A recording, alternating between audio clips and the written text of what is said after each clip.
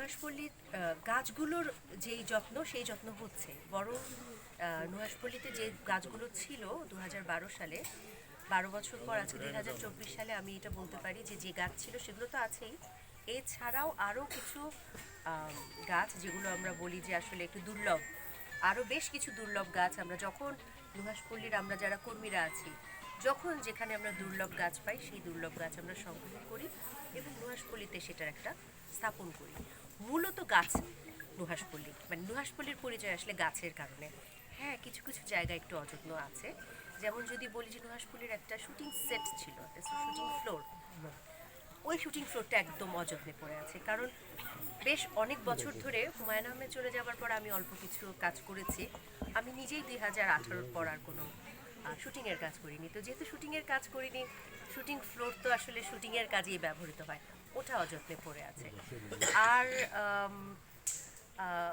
বেশ কিছু মানে যেটাকে আমরা বলি সীমানার যেই দেয়াল, সীমানার দেয়ালগুলো আসলে ঝড়ে বেশ কিছু দেয়াল ভেঙে গেছে, ওগুলো আমরা পয়েন্ট আউট করেছি যে কোন কোন জায়গায় ভেঙে গেছে, সেগুলোও ধীরে ধীরে ঠিক করা হবে। আসলে আমি একাই তো নুহাশপল্লী, মানে আমি একাই বলতে মিন করছি যে আমি নুহাশপল্লীর কর্মীদের সাথে মিলে আমরাই তো আসলে যুদ্ধ করছি।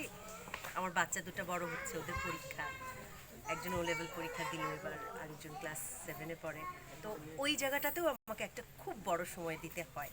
এই যে একটা মানে কি বলবো, বয়সন্ধিকালের দুটো ছেলে বাচ্চা, যেহেতু বাবাহীন, আমাকে বাবার কাজটাও করতে হয়, মার কাজটাও করতে হয়, ওখানে একটা অনেক বড় সময় দিতে হয়। যে কারণে আমি হয়তো বা হুমায়ুন আহমেদের মৃত্যুর পরপর যত বেশি নুহাশপল্লীতে সময় দিতে পারতাম ততটা হয়তো বা পারি না, কিন্তু নুহাশপল্লীর গাছ ভালো আছে এবং এই যে বললাম দুর্লভ নতুন গাছগুলো এখানে সংযোজিত হয়েছে প্রতি বছর। এবং মানে যদি বলি যে সম্প্রতি আমার নিজেরও গাছের প্রতি এত ভালোবাসা হয়েছে, আমি যেখানে মানে দেশের বাইরে গাছ পেলেও সেখান থেকে আনি আমি নুহাশপল্লীতে আসলে সংযোজন করতে পারছি। বিশেষ দিনে স্যারকে নিয়ে কিছু বলতে চান? না, আমার কাছে হুমায়ুন আহমেদ এখনো ভক্তরা সেভাবেই আগের মতো করেই তাকে ভালোবাসে, তার প্রতি শ্রদ্ধা জানায়, সেই বিষয়টা কেমন লাগে সহধর্মী হিসেবে? আসলে আমি হুমায়ুন আহমেদকে নিয়ে বিশেষ দিনে আমার কোনো আলাদা কোনো ভাবনা হয় না, বরং বলবো বিশেষ দিনের যে সাধারণ দিনগুলোতে আমি বেশি করে তাকে অনুভব করি।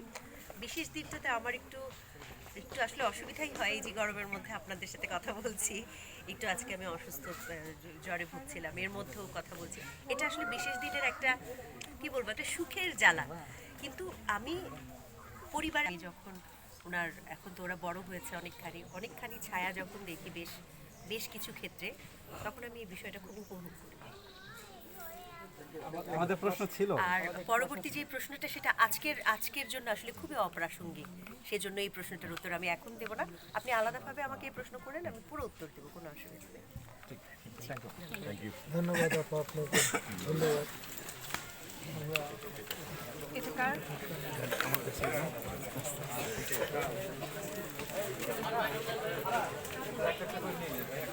আপনি আমরা শুনছিলাম হুমায়ুন আহমেদের সহধর্মিণী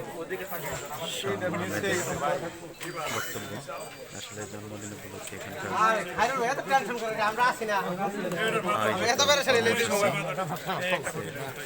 সেই কর্মসূচি কিন্তু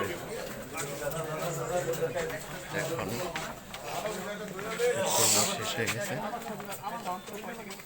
পরবর্তী সময়ে আবার নতুন আর একটি পর্ব শুরু করতে যাচ্ছে। তো কিছুক্ষণের মধ্যে জন্মদিনের যে কেক সেটি কিন্তু কাটা হবে।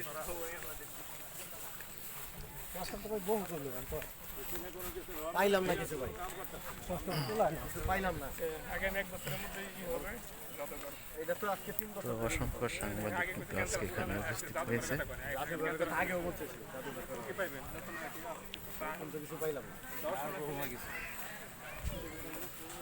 তো সামনে দেখতে পাচ্ছেন জন্মদিনের কেক, আমরা সেখানে যাচ্ছি।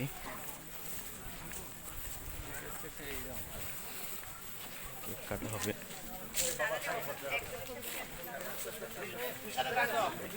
কেকটা আপনাদেরকে দেখাচ্ছি।